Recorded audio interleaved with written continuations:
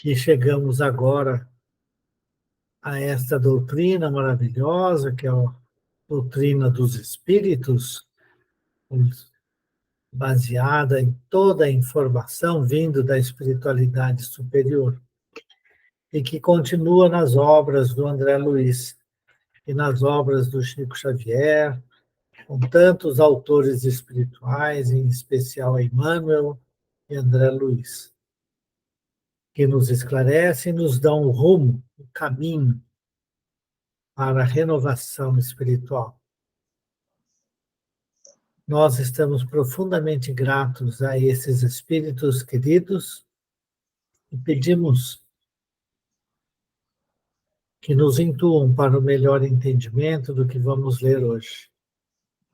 E deixamos assim a nossa prece, depositada lá na sala 1 do nosso cantinho, para ser usada pela equipe espiritual, como mais for necessário. Pai nosso que estais nos céus, santificado seja o vosso nome, venha a nós o vosso reino, seja feita a vossa vontade, assim na terra como no céu. O pão nosso de cada dia nos dai hoje. Perdoai, Senhor, nossas dívidas, como perdoarmos nossos devedores. Perdoai nossas ofensas, conforme perdoarmos aos nossos ofensores. Não nos deixeis cair em tentação, mas livrai-nos, Senhor, de todo mal. E vosso é o poder, o reino e a glória para sempre. Que assim seja. Muito bem. Sejam todos bem-vindos, bem-vindas. Parabéns pelo Dia das Mães. Nós estamos, eu particularmente, fiquei muito emocionado hoje lá no nosso cantinho, com as músicas. A voz embargava, estava cantando, não conseguia cantar direito, mas foi muito bom. Não assisti a palestra do Genivaldo, mas dizem que foi muito boa e que emocionou muita gente, né, falando sobre Maria, mãe de Jesus. Então, com isso, dando esse meu depoimento, né, e agradecendo a vocês pelas preces, por tudo que tem feito aí, em especial aí vocês que estão coordenando junto comigo o estudo. Eu dou início, né? Vamos dar início aí ao nosso estudo.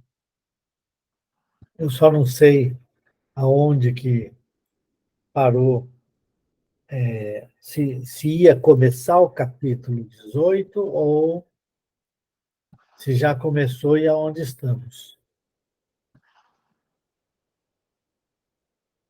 Quem vai falar alguma coisa para mim? É o Alexandre que estava lendo. A gente leu, já começou, a gente está no parágrafo o assistente pondo em prática recursos magnéticos. Era lá. O Assistente assistente com letra maiúscula? O assistente pondo em prática recursos magnéticos. Já estávamos na primeira, segunda, terceira. Quinta página, Quinta capítulo página. 18, desprendimento difícil.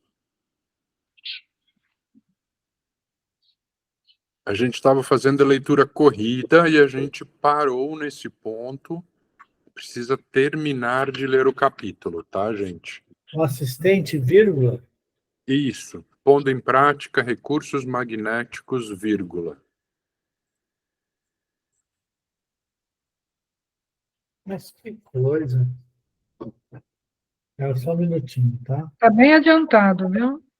Não, tudo bem. É só que eu tenho que localizar o texto E quando eu coloco aqui, Ele já localiza para você. ele localiza, mas pelo visto, o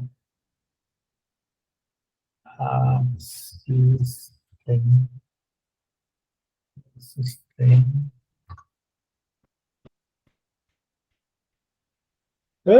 Achei. Ok. Então vamos lá. Por favor. Quem vai ler hoje? A Elisete? Ou vai continuar com o Alexandre? Tanto faz, posso ler se o Alexandre quiser descansar. Então manda brasa. Vamos lá. O assistente, pondo em prática recursos magnéticos, tentou propiciar-lhe um sono brando, de maneira a substituir-lhe os temores em socorro direto, fora do corpo físico. Contudo, o moribundo lutou por manter-se vigilante. Temia dormir e não despertar, pensava ansioso. Queria ver a esposa antes do fim. Dizia de si para consigo. Não era efetivamente provável? Não seria justo morrer tranquilo? Oh, se ela surgisse, acariciava a possibilidade, penitenciar-se-ia dos erros passados, pedir-lhe-ia perdão.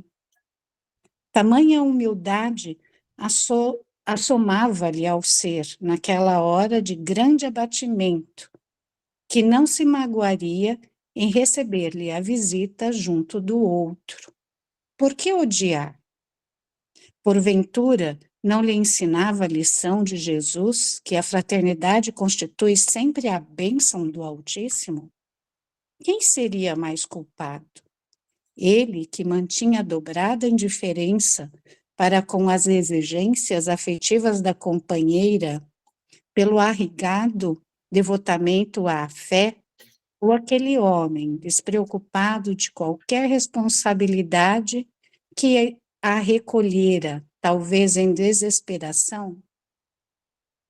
Se pugnara sempre pela prática da caridade, por que motivo ele, Cavalcante, faltara com a necessária demonstração portas adentro do próprio lar? Em verdade, as sugestões sublimes da fé religiosa inflamaram-lhe o espírito de amor universal. Não tolerava a sufocação do idealismo ardente. Ninguém poderia reprová-lo.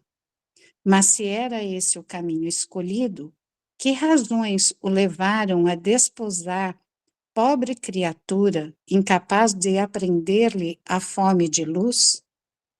Por que fizera firmes promessas a um coração feminino, ciente de que ele não poderia atendê-las? A dor desenha a tela da lógica do fundo da consciência, com muito mais nitidez que todos os compêndios do mundo. A morte próxima enchia aquela alma formosa de sublimes reflexões. Entretanto, o medo alojara-se dentro dela como sicário invisível. Cavalcante, que via tão bem na paisagem dos sentimentos humanos, permanecia cego para o outro lado da vida, de onde tentávamos auxiliá-lo em vão. Jerônimo poderia aplicar-lhe recursos extremos, mas absteve-se. Inquirido por mim acerca de seus infindos cuidados, explicou muito calmo. Ninguém corte, onde possa desatar. A resposta calou-me fundo. Debalde, porém, procurou-se prodigalizar ao doente a trégua do sono preparatório e reconfortador. Cavalcante reagia insistente.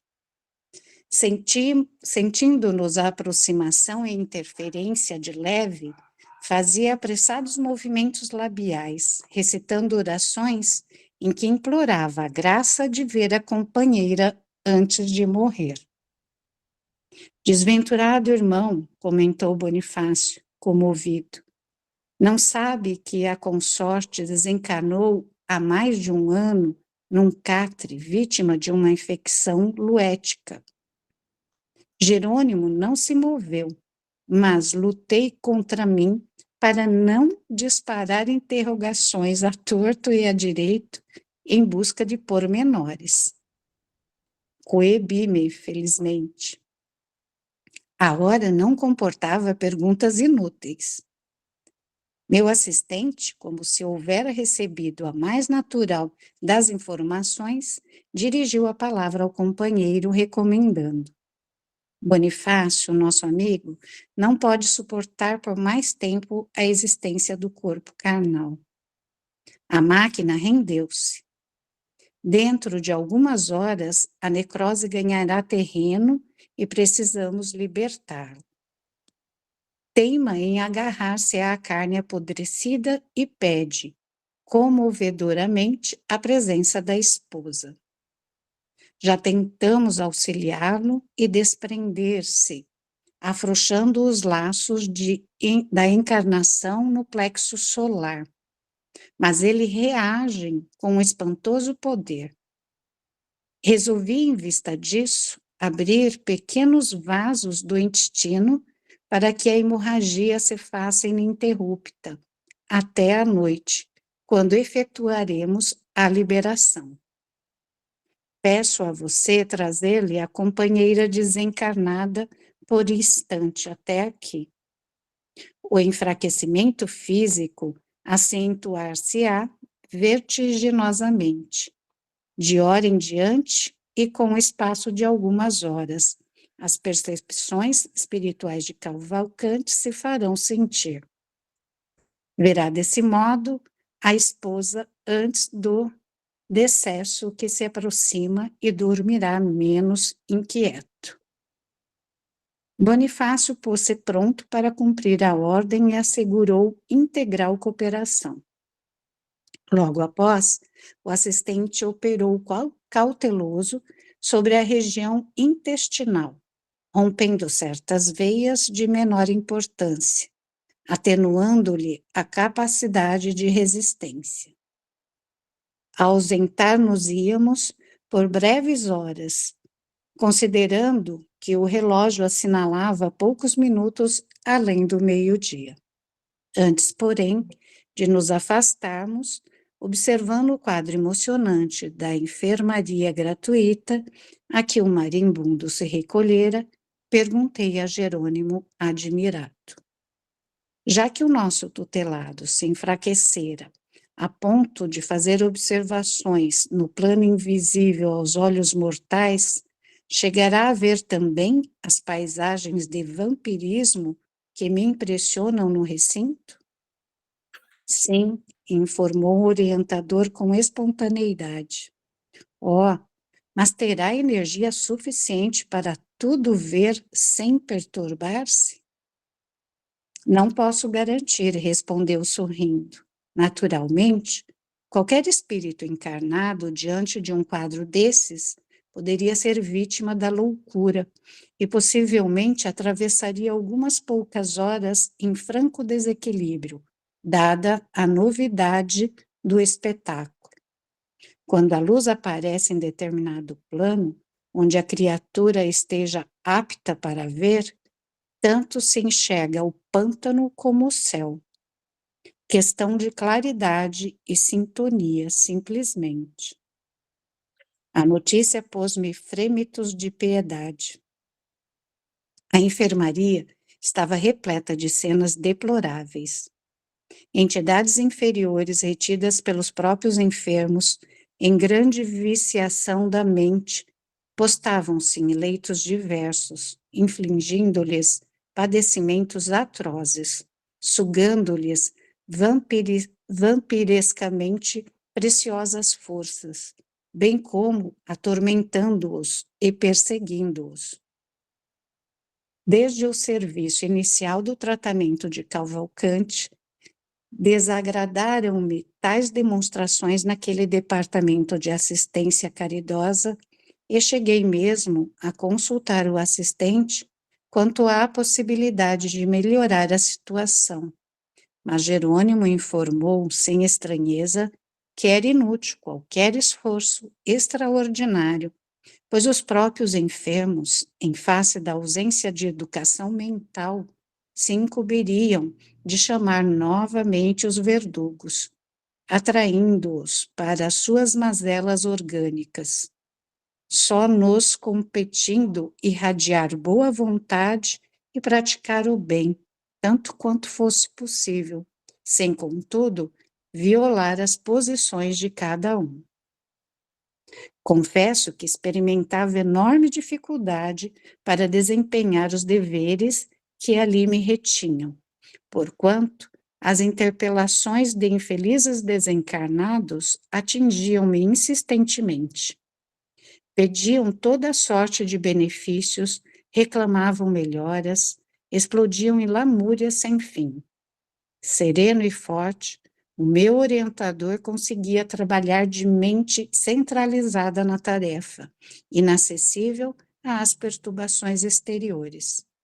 Quanto a mim, entretanto, não alcançara ainda semelhante poder. Os pedidos, os lamentos, os impropérios feriam-me a observação, impedindo-me de conservar a paz íntima. Por isso mesmo, ao me retirar, pensei na surpresa amargurosa do moribundo, ao se lhe abrir a cortina que lhe velava a visão espiritual. Aguardei curioso o cair da noite, quando, em companhia do orientador, atravessei de volta o pórtico do hospital. Cavalcante avizinhava-se do coma. O sangue alagava lençóis que eram substituídos repetidamente. O enfraquecimento geral progredia rápido.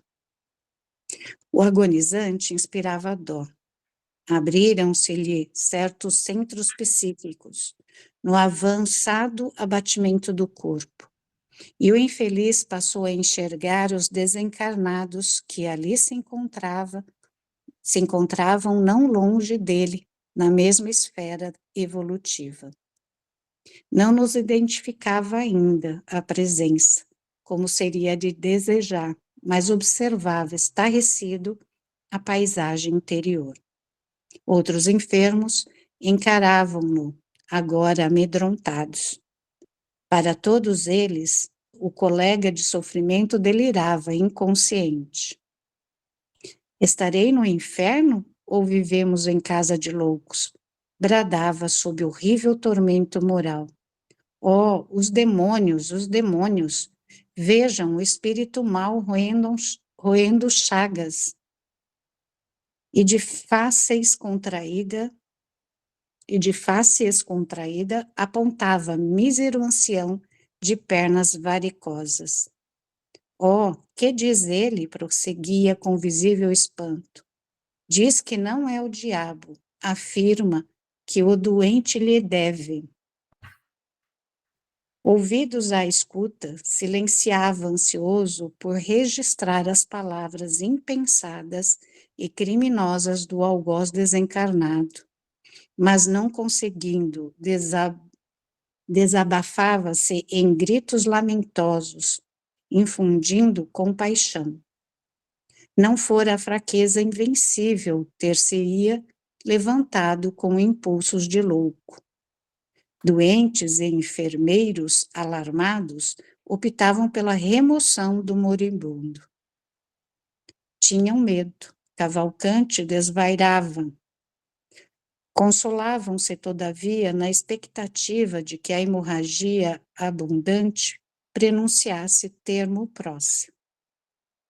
Jerônimo ministrou-lhe então piedosamente recursos de reconforto e o agonizante aquietou-se devagarinho. Não se passou muito tempo e Bonifácio entrou conduzindo o verdadeiro fantasma. A ex-consorte, convocada à cena, semelhava-se em tudo à sombra espectral. Não via o nosso cooperador, mas obedecia-lhe à ordem. Penetrou o recinto, arrastando-se quase. Satisfazendo o guia, automaticamente veio ter ao leito de Cavalcante. Fitou-o com intraduzível impressão de horror e gritou longamente, perturbando-lhe a hora de alívio. O moribundo voltou-se e viu-a. Alegre sorriso estampou-se-lhe no escaveirado rosto. Pois és tu, Bela. Graças a Deus, não morrerei sem pedir-te desculpas. A ternura com que se dirigia a tão miserável figura causava compaixão. A esposa abeirou-se do leito, tentando ajoelhar-se.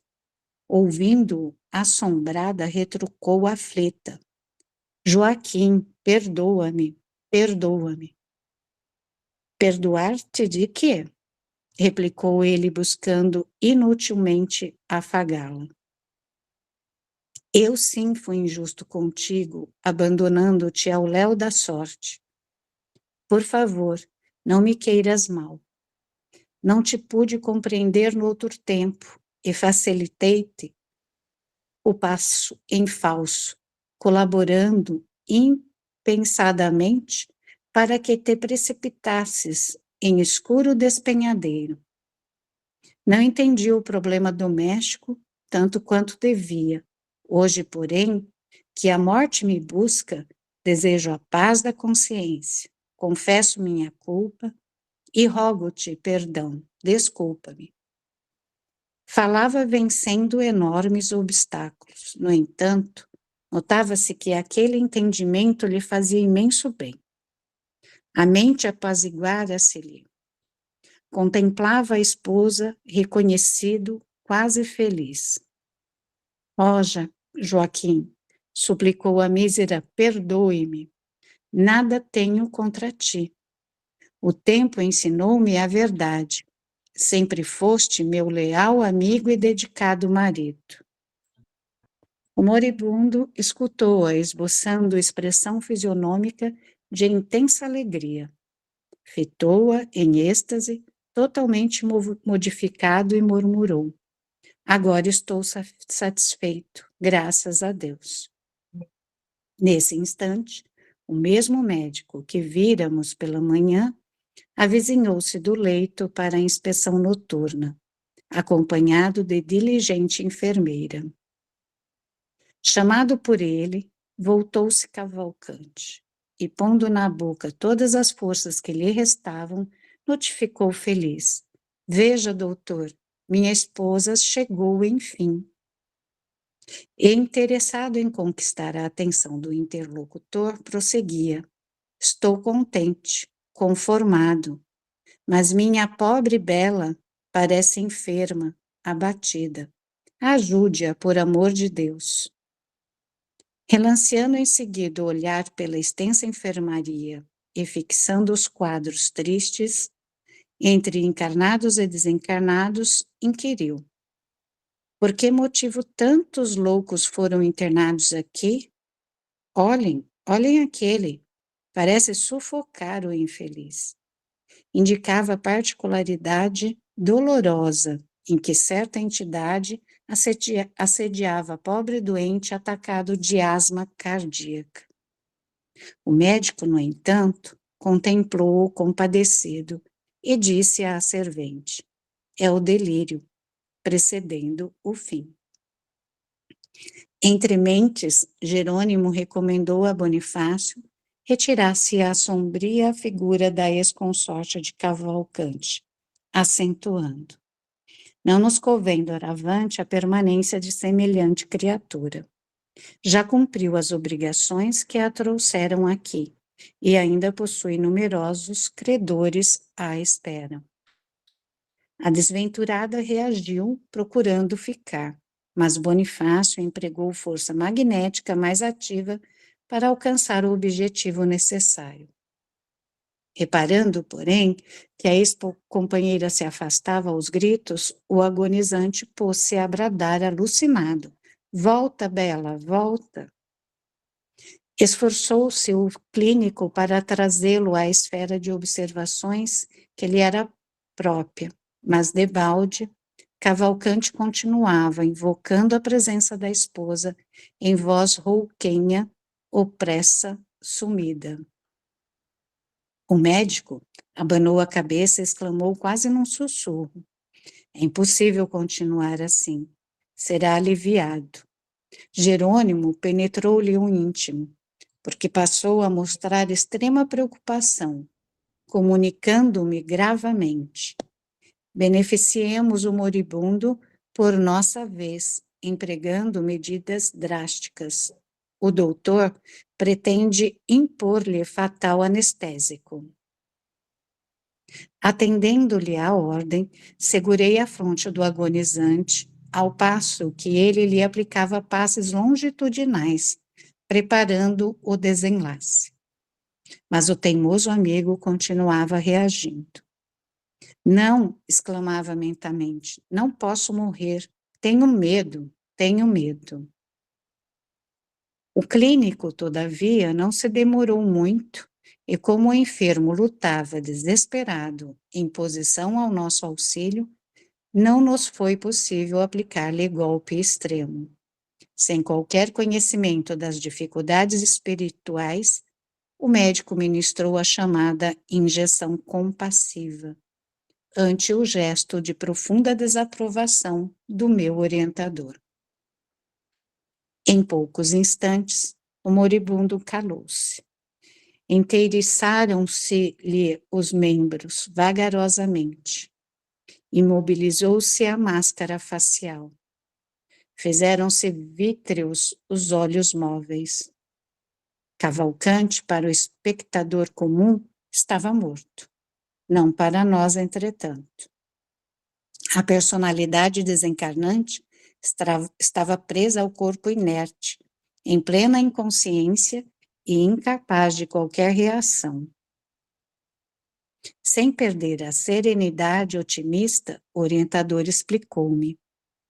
A carga fulminante da medicação de descanso, por atuar diretamente em todo o sistema nervoso, interessa os centros do organismo perispiritual.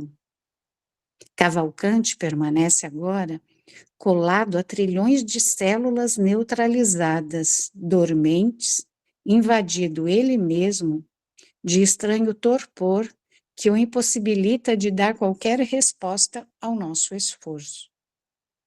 Provavelmente, só poderemos libertá-lo depois de decorridas mais de 12 horas. Regressando Bonifácio, o meu dirigente prestou-lhe informações exatas e confiou-lhe o pobre amigo, que foi imediatamente transportado ao necrotério. E conforme a primeira suposição de Jerônimo, somente nos foi possível a libertação do recém-desencarnado quando já haviam transcorrido 20 horas após serviço muito laborioso para nós. Ainda assim, Cavalcante não se retirou em condições favoráveis e animadoras. Apático, sonolento, desmemoriado, foi por nós conduzido ao asilo de Fabiano, demonstrando necessitar maiores cuidados. Olha só, né? Como é complicado o desencarne, né? Quando a gente acaba dando, vamos dizer assim, abrigo, né, para o medo. É interessante, né? Porque qualquer pessoa que vive na Terra hoje em dia, né, vai apresentar ainda traços de inferioridade moral. A gente mostra esse tipo de coisa. E se você tem uma doutrinação ao longo de toda a sua vida na Terra, né? As consequências das suas ações, né? Aliado às lembranças do passado, que chegam a nós, levam a situações como essa do nosso amigo Cavalcante, né?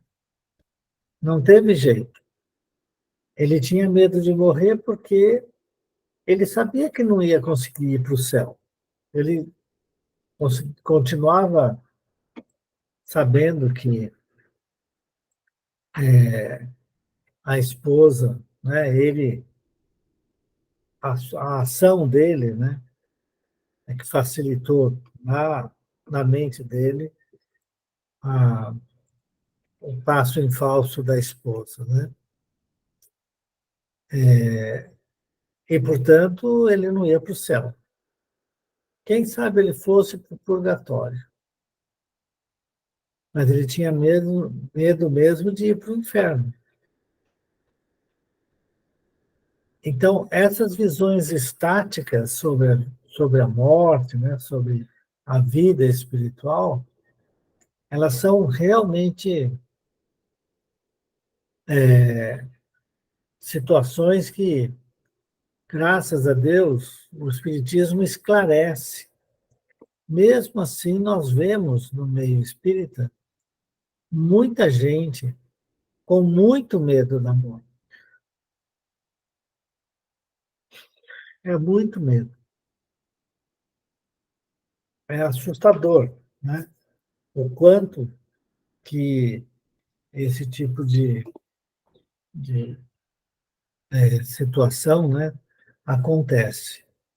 E a gente vê aí no finalzinho, infelizmente, né, a ação dos médicos que visam aliviar a dor, né, e acabam dando uma injeção que acaba matando a pessoa. Eu lembrei da minha tia Angélica, né, que quando a gente nasceu, eu morei lá em Marília, tinha assim, o centro espírita era na esquina, depois vinha a casa dela, que era, na época, a médium principal do centro, e depois a minha casa dos meus pais.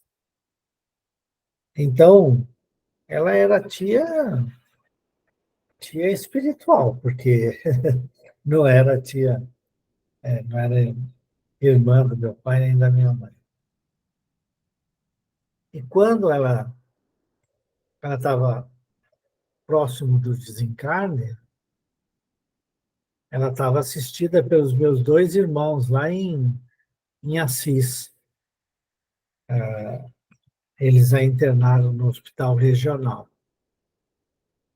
E, e ela ficava sedada. Mas a sedação não dava condições de tirar toda a dor. E eu perguntei para o meu irmão, esse que inclusive faleceu recentemente. Eu falei, mas Silas, não tem jeito de fazer a tia dormir, dar uma descansada, assim, porque ela fica gemendo o tempo inteiro.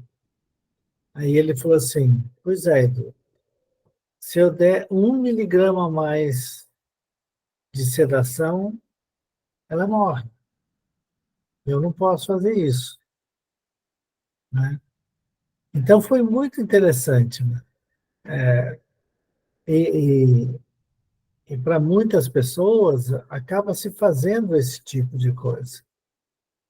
Além disso, ainda tem aqueles, né, que querem cometer a eutanásia, né? Querem morrer sem sofrer. E aí, infelizmente, vai chegar do lado de lá e vai sofrer, né? Que vai ficar completamente sedado até o despertar na vida espiritual.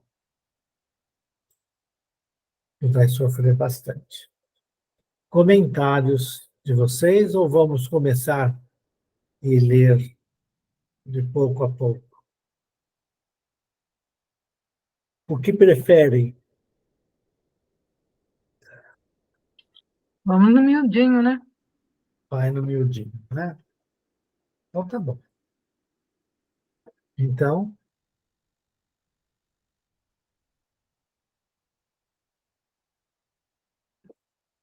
eu vou lá pro... Vamos lá? Pode começar, Eduardo? Espera só um minutinho que eu tenho que fazer esse texto subir, sabe? Pronto, ótimo.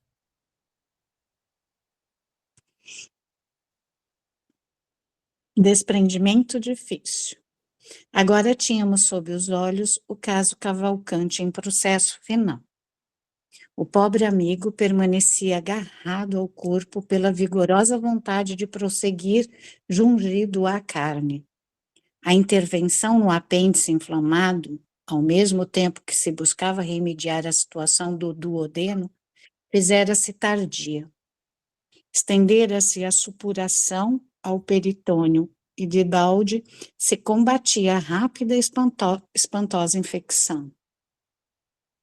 O enfermo perdia forças e, porque não conseguia alimentar-se como devia, não encontrava recursos para compensar as perdas vultosas. O intestino inspirava repugnância e compaixão. Qual estranho vaso destinado à fermentação continha ao seco trilhões de bacilos de variadas espécies. Profundo desequilíbrio afetava as funções dos vasos sanguíneos e linfáticos no intestino delgado. O cólon, transverso e o descendente, semelhavam-se a pequenos túneis repletos das mais diversas coletividades microbianas. As vilosidades permaneciam cheias de sangue purulento, e de quando em quando abriam-se veias mais frágeis, provocando abundante hemorragia. Em todo o aparelho intestinal verificava-se o gradual desaparecimento do tônus das fibras. O pâncreas não mais tolerava qualquer trabalho na desintegração dos alimentos, e o estômago deixava perceber avançada incapacidade. As glândulas gástricas jaziam quase inertes.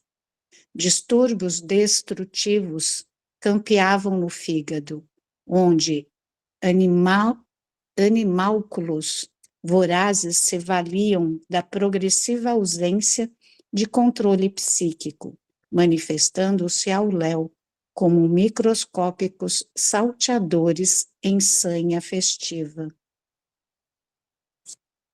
O doente, por fim, não suportava nenhuma alimentação.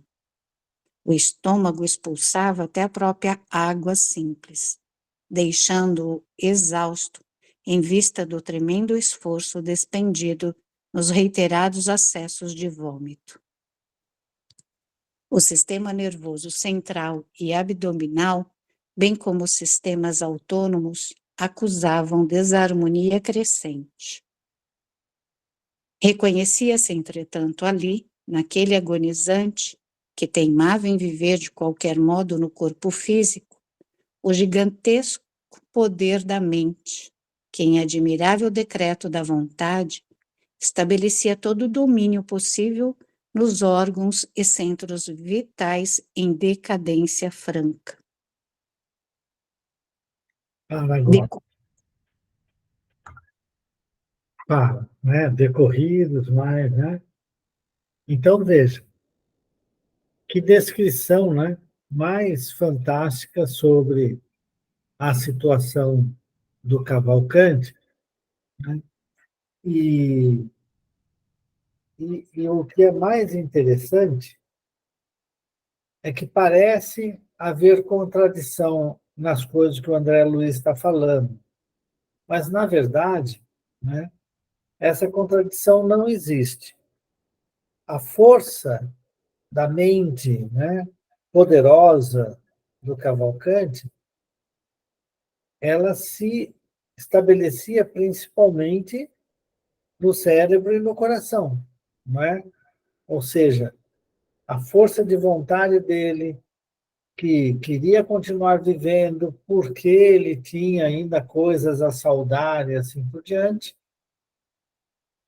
Então, ele punha todo o seu controle mental, né, em manter-se vivo.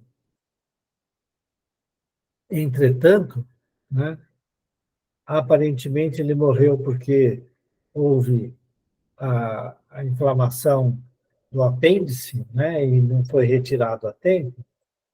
Então, mesmo que tenha feito a cirurgia, ele não tinha mais condições de vida, né? A infecção ficou generalizada. Então, o que é interessante é que, naquilo que dizia respeito a manter fisicamente o corpo ativo, no sentido de alimentar-se, de controlar, né, todo o sistema gastrointestinal, aquilo nem passava na mente dele. Ele nem ele estava, na verdade, preso àquilo que ele ainda considerava importante ser tratado por ele antes de morrer, né? É muito interessante isso. O fígado, né, quando ele fala dos animálculos que estão ali já devorando, né, os tecidos e assim, essa fauna, né, biológica que está ali, né, em todo o sistema gastrointestinal, elas podem agir à vontade. Quando nós estamos doentes e temos aquelas situações, né, de dores abdominais, com problemas de infecção ou o que for, a gente vê como é poderosa a força mental. Então, o combate, né, a uma doença, a uma infecção, a uma situação que se instale em nosso organismo, a vontade de combatê-la vai atuar sobre o órgão que está sendo atingido e sobre todos os elementos que ali atuam, né, para que não haja complicação. Então, dessa forma, mantendo a vida, você mantém a coisa coesa, com a força da vontade, né? Agora, se você larga para lá isso daí e coloca a mente em outro patamar, em outra direção, a infecção vai ocorrer, né? Então, a descrição do André Luiz é muito interessante, porque nada relacionado ao, ao, à manutenção da vida, que é o estômago não aceita nem mesmo a água, o estômago não aceita alimentação nenhuma. O Cavalcanti não estava nem aí preocupado com o que estava acontecendo com ele estava só com a mente presa em outras coisas. E aí o corpo fica debilitado. Por quê? Porque o espírito, que em princípio vitaliza o corpo, não é? Não consegue agir. Não consegue agir. Por quê? Porque a sua atenção está voltada para outra coisa. Achei interessante essa descrição, né? Estou chamando a atenção para isso. Alguém quer fazer algum comentário?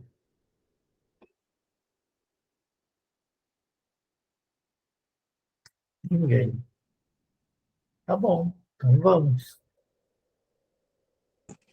Decorridos mais de 4 dias, em que atentávamos para o moribundo cuidadosamente, Jerônimo deliberou fossem desatados os laços que o retinham à esfera grosseira. Bonifácio, prestimoso e gentil, o adjuvava-nos o trabalho.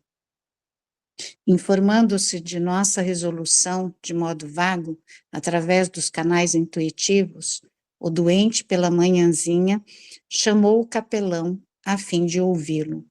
E após breve confissão, que o sacerdote reduziu ao mínimo de tempo, em virtude das emanações desagradáveis que se desprendiam da organização fisiológica em declínio, o pobre Cavalcante, mal suspeitando a paz que o aguardaria na morte, procurou reter o eclesiástico em contristadora conversação. Padre, dizia ele em voz súplice, sei que morro, sei que estou no fim. Entregue-se a Deus, meu amigo. Só Ele pode saber em que definitivo o que surgirá. Quem sabe se ainda tem longos anos à sua frente. Tudo pode acontecer.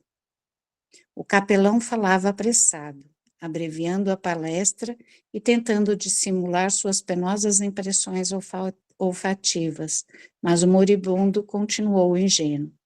Tenho medo, muito medo de morrer. Bem, obtemperou o religioso, não ocultando um gesto de enfado que passou despercebido aos olhos do crente. Precisamos preparar o espírito para o que der e vier. Ouça, padre, acredita que me salvarei? Sem dúvida, você foi sempre bom católico. Mas escute, e a voz do enfermo fez-se triste, mais chorosa e sufocada. Eu desejaria morrer noutras condições. Segundo lhe confessei, fui abandonado pela mulher há muitos anos. Sabe que ela me trocou por outro homem e fugiu para nunca mais. Sempre admiti que experimentei semelhante prova por incapacidade de compreensão da parte dela. Mas agora, padre, encarando a morte frente a frente, reflito melhor. Quem sabe se não fui o culpado direto? Talvez tivesse levado longe demais meu propósito de viver para a religião, faltando-lhe com a assistência necessária. Lembro-me de que, às vezes, chamava-me padre sem batina. Possivelmente minha atitude impensada teria dado origem ao desvio da minha companheira. Após fitar o clérigo, demoradamente implorou: poderá sua caridade continuar indagando por mim? Necessito vê-la, a fim de apaziguar a consciência. Há 11 anos, perdi-a de vista. O sacerdote, no entanto, não parecia intimamente interessado em satisfazê-lo e repetia com impaciência: descanse, descanse. Prosseguirei nas diligências. Tenha coragem, Cavalcante. É provável que tudo venha ao encontro de nossos desejos. O moribundo, voz entrecortada pelo cansaço, murmurou: obrigado, padre, obrigado. O religioso intentou sair, mas Cavalcante, amedrontado, perguntou ainda: acha que me demorarei muito tempo no purgatório? Que ideia! Resmungou o interlocutor entediado. Falta-lhe suficiente confiança no poder de Deus? Enunciou as últimas palavras com tamanha irritação que o enfermo lhe percebeu o descontentamento. Sorriu humilde e calou-se. Isso. Então, vejam que como é importante, né, a reflexão nossa em cada momento, né? Principalmente nesses momentos em que a nossa consciência, né, chama a, para nós pensarmos a respeito das nossas vidas, né? Então, o Cavalcanti, obviamente, sabia que ele não tinha muito tempo mais de vida. E aí ele pede a presença do padre. Mas, pelo visto, o Cavalcanti, com toda a descrição que o André Luiz faz aqui, ele não estava bem, né? Então ele cheirava mal, né? Aquele cheiro que muita gente tem repulsa, né? Não estou criticando o padre, não, né? É só chamando a atenção de que o Cavalcanti manifestava o medo de morrer, manifestava o medo, né, de ir para o purgatório e quanto tempo que ele ia ficar no purgatório. Porque ele achava que ele não ia para o inferno, não. Ele ainda achava que ele ia para o purgatório. Mas pelo que ele diz, ele era extremamente religioso, né? Muito religioso. Ele Muito... dedicava mais tempo à religião do que à própria família, né? Pois é, Aí também cabe uma reflexão, né? cara. Aí cabe uma reflexão. Reflita então para nós. Não, eu acho assim que tudo tem que ter uma ponderação, né? Até onde nós podemos ir. A, a família tem que sempre vir em primeiro lugar. A gente tem que dedicar, sim, à religião, mas desde que não interfira na família, a ponto de abandonar a família e pensar só na religião, né? Então, quando a gente está com a família, a gente está com a família.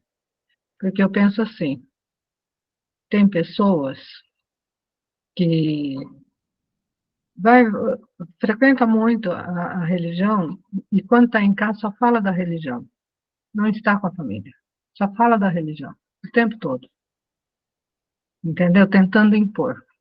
Uhum. E esquece de estar com a família. Aquele momento é para estar com a família, esquece a religião, porque o que a religião, na realidade, o que vai fazer as pessoas mudarem alguma coisa e acreditar na religião que você professa é os teus atos, as tuas atitudes. Não é só o que você fica falando, que você fica pregando, tá? Uhum. Então a gente tem que ter um equilíbrio, né? Porque senão você acaba ficando fanatizado e isso complica muito com a família. É verdade. Porque você fica religioso dentro da instituição e fora da instituição. Então, fora da instituição, vamos ser da família, vamos viver da família, vamos participar da família, né? E não precisa necessariamente ficar falando da sua religião. E vamos respeitar os outros, a religião dos outros. Então, eu acho que Uhum. cabe aí uma reflexão para a gente, né? Porque não adianta você querer ficar o tempo todo se dedicando 24 horas por dia para aquilo lá. A não ser que você tenha uma tarefa, uma missão que seja totalmente voltada para isso e com bastante equilíbrio.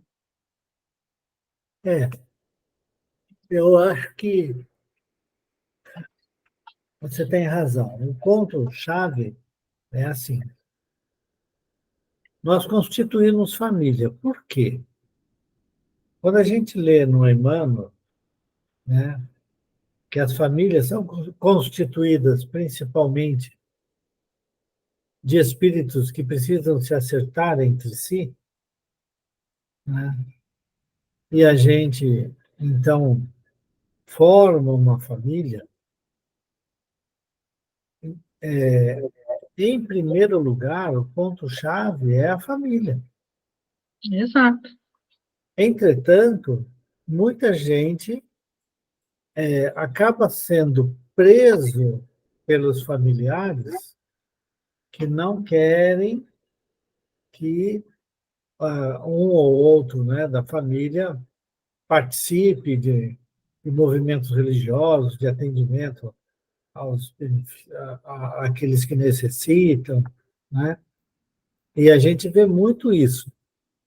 Então, tem que haver o equilíbrio. A necessidade da religião é imensa, não somente para os pais, mas para os filhos. Então, a, a proposição, né, da orientação dos infantes é absoluta, né? Mas também tem que haver o convívio familiar, né, amoroso, fraterno, Sim. gentil. Né? Esse é o ponto que realmente é um ponto-chave na vida das pessoas. Por isso que eu falo, quando você está com a família, você tem que estar por inteiro com a família. E quando você está na instituição religiosa, você tem que estar inteiro para aquele momento na instituição religiosa. É verdade. Né? Porque senão você não consegue esse equilíbrio. Isso, exatamente. Exatamente. Bom, gente, então nós vamos ter que parar por aqui hoje. É isso? Então, aonde que ele estou?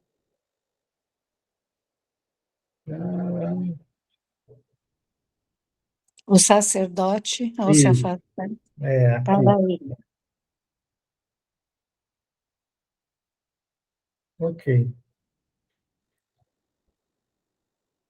Muito bem. Alguém quer fazer a prece de encerramento?